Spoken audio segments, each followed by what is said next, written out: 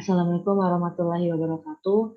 Saya Rega Zatunisa dengan NIM 222519085. Di sini saya akan menjelaskan statistika matematika terkait pengujian hipotesis sampel kecil untuk mu dan mu1 dikurangi mu2. Yang pertama, terkait uji sampel kecil untuk pi,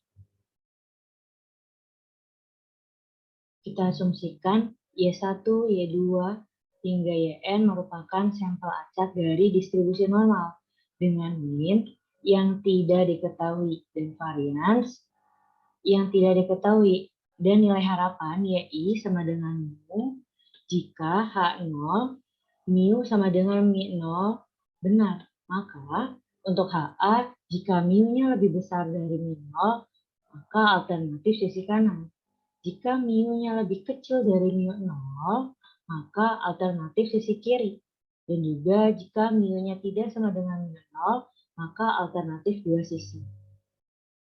Selanjutnya kita uji statistik dengan distribusi T-nya, yaitu Y bar dikurangi mu0 dibagi dengan S per akar M.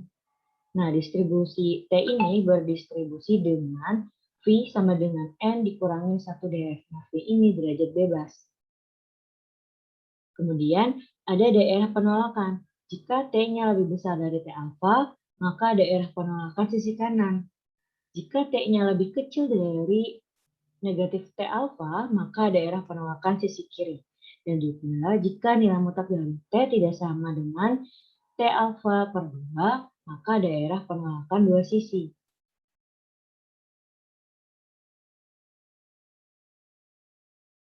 Selanjutnya, contoh soal 10.12. Dengan contoh 8.11 memberikan kecepatan moncong 8 cangkang yang diuji dengan bubuk Mashew baru. Bersama dengan rata-rata sampel dan simpangan baku sampel, Y-barnya sama dengan 2.959 dan S-nya sama dengan 39,1. Maka pabrik mengklaim bahwa bubuk Mashew baru menghasilkan kecepatan rata-rata tidak kurang dari 3.000 kaki per detik. Apakah data sampel memberikan bukti yang cukup untuk bertentangan dengan klaim pabrik pada tingkat signifikannya itu 0,025. Jadi yang diketahui N-nya sama dengan 8. Ini N-nya sama dengan 8, kemudian Y-barnya sama dengan 2.959. Kemudian ada S. Di sini diketahui S-nya sama dengan 39,1. Kemudian mu-nya, mu0-nya sama dengan 3.000 kaki per detik. Jadi dari sini. Kemudian alfanya yaitu tingkat signifikannya 0,025. Jadi alfanya sama dengan 0,025. Jadi yang ditanya, apakah data sampel memberikan bukti yang cukup untuk bertentangan dengan klaim pabrik pada tingkat signifikan 0,025. Kemudian kita akan memberikan penyelesaian dengan asumsi sebelumnya bahwa kecepatan moncong kira-kira terdistribusi normal. Kita dapat menggunakan tes yang baru saja di Rega. Nah, dengan menguji H0-nya yaitu mu sama dengan 3.000 versi alternatif, maka HA yaitu mu-nya lebih kecil dari 3.000. Maka pada contoh ini, V-nya atau derajat bebasnya sama dengan N dikurangi 1, karena N-nya ini sudah diketahui 8, maka 8 dikurangi 1 sama dengan 7 df. Dan menggunakan tabel distribusi T, tabel 5 dengan lampiran 3, maka T alfanya sama dengan T 0,025. Berarti yang ini T 0,025 dengan df-nya itu 7 ya. Berarti tarik garis di sini T 0,025 dengan df-nya 7 yaitu 2,365. Maka daerah penolakannya diberikan oleh T lebih kecil dari negatif T 0,025 sama dengan di sini berarti negatif 2,365. Berarti T sama dengan Y bar dikurangi mu0 dibagi S per akar N sama dengan 2.959, Y barnya dan mu-nya itu 3.000, berarti 2.959 dikurangin 3.000 dibagi dengan 39,1 dibagi akar 8. K sama dengan negatif 41 dikali dengan akar 8 dibagi 39,1. Nah, ini karena bagi, kemudian kita putar balik menjadi kali, maka di sini hasilnya sama dengan negatif 2,965. Nilai ini berada di daerah penolakan. Dengan T-nya berarti sama dengan ini, negatif 2,966. Kurang dari negatif 23, maaf, di sini kurang dari negatif 2,365. Dari sini dari T lebih kecil dari negatif T 0,025. Karenanya hipotesis 0 ini ditolak pada tingkat signifikan yaitu 0,025. Berarti kita menyimpulkan bahwa ada cukup bukti yang bertentangan dengan kampa publik dan bahwa kecepatan moncong rata-rata sebenarnya itu kurang dari 3.000 kaki per detik pada tingkat signifikannya yaitu 0,025. Selanjutnya yang kedua, uji sampel untuk membandingkan dua rata-rata populasi. Kita asumsikan bahwa sampel independen dari distribusi normal dengan sigma 1 kuadrat itu sama dengan sigma 2 kuadrat. Dengan H0-nya mu1 dikurangi mu2 sama dengan D0. Sini HA jika mu1 dikurangi mu2 itu lebih dari D0, maka alternatif sisi kanan. Jika mu1 dikurangi mu2 ini lebih kecil dari D0, maka alternatif sisi kiri. Dan juga jika mu1-nya dikurang mu2 itu tidak sama dengan D0, maka alternatif dua sisi. Kemudian kita lakukan statistik uji T, distribusi T, yaitu sama dengan dalam kurung Y1 bar dikurangin Y bar 2, kemudian dikurangi dengan mu1 dikurangi mu2 dibagi semuanya dengan SP dikali akar 1 per N1 ditambah 1 per N2. Maka sama dengan Y bar 1 dikurangin Y bar 2. Ini karena mu1 dikurangin mu2 itu lebih besar dan lebih kecil dari D0, maka kita ganti mu1 dikurangi 2-nya menjadi D0.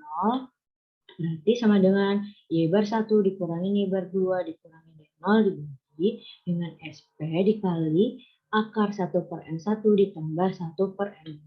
Di mana SP kuadratnya sama dengan dalam kurung N1 dikurangi 1 dikali S1 kuadrat ditambah dengan dalam kurung N2 dikurangi 1 dikali dengan S2 kuadrat dibagi dengan N1 ditambah N2 dikurangi 2.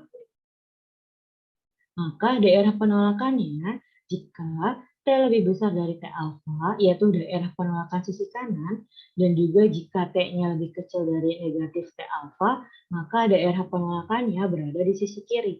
Dan juga jika nilai mutlak T-nya lebih besar dari T alfa dibagi 2, maka daerah penolakannya berada di dua sisi. Di mana PT lebih besar dari T alfa sama dengan alfa dan derajat bebasnya yaitu N1 ditambah N2 dikurangi 2, maka kita menggunakan tabel distribusi T, tabel 5 dengan lampiran 3. Itu soal 10.14.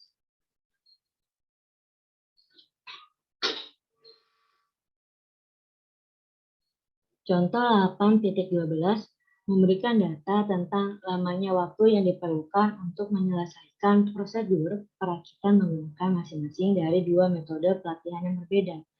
Nanti data sampel seperti yang ditunjukkan pada tabel 10.3, apakah ada bukti yang cukup untuk menunjukkan perbedaan waktu perakitan rata-rata yang sebenarnya bagi mereka yang terlatih menggunakan kedua metode tersebut. Kemudian kita uji pada tingkat signifikannya yaitu berada di 0,05. Sini ada tabel terkait prosedur standar dan prosedur baru di mana prosedur standar N1-nya yaitu 9 dan prosedur baru juga N2-nya 9. Maka pada prosedur standar Y1 Y bar 1 sama dengan 35,22 detik. Dan ketika prosedur baru maka Y bar 2-nya sama dengan 31,56 detik. Maka pada prosedur standar yaitu sigma dari I sama dengan 1 sampai 9 untuk Y1I dikurangi Y1 dikuadratkan maka sama dengan 195,56. Dan juga pada prosedur baru maka sigma I sama dengan 1 sampai 9 untuk Y2I dikurangi Y2 dikuadratkan maka sama dengan 190,22. Maka penyelesaiannya yaitu kita menguji H0-nya yaitu min1 dikurangi min2 sama dengan 0 terhadap alternatif HA yaitu min1 dikurangi min2 itu tidak sama dengan 0. Maka akibatnya kita harus menggunakan uji dua sisi. Statistik ujinya yaitu ini, yang ini distribusi T sama dengan dalam kurung Y1 bar dikurangi Y bar 2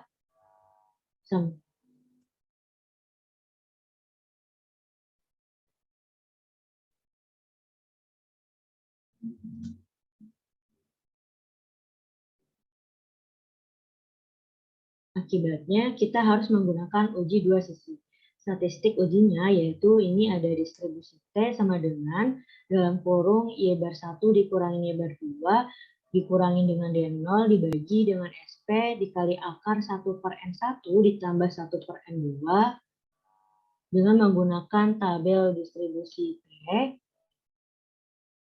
dengan D0-nya sama dengan 0 dan daerah penolakan untuk alfanya sama dengan 0,05 adalah mutlak T lebih besar dari T alfa per 2 karena alfanya 0,05 maka 0,05 dibagi 2 yaitu T 0,025 di mana T 0,025 ini sama dengan 2,120 karena T didasarkan pada N1 ditambah N2 dikurangi 2 yaitu 9 tambah 9 kurang 2 sama dengan 16 DR. Nanti di tabel distribusi T, di sini T alfanya 0,025, yang ini dengan DF-nya yaitu 16. Nah ini maka kita garis bawahi 2,120. Terlebih dahulu, di sini ada SP sama dengan akar S kuadrat P sama dengan akar dari 195,56 ditambah 160,22 dibagi dengan N1 tambah N2 dikurangi 2 yaitu 9 tambah 9 dikurangi 2 maka didapat sama dengan akar dari 22,24 sama dengan 4,716.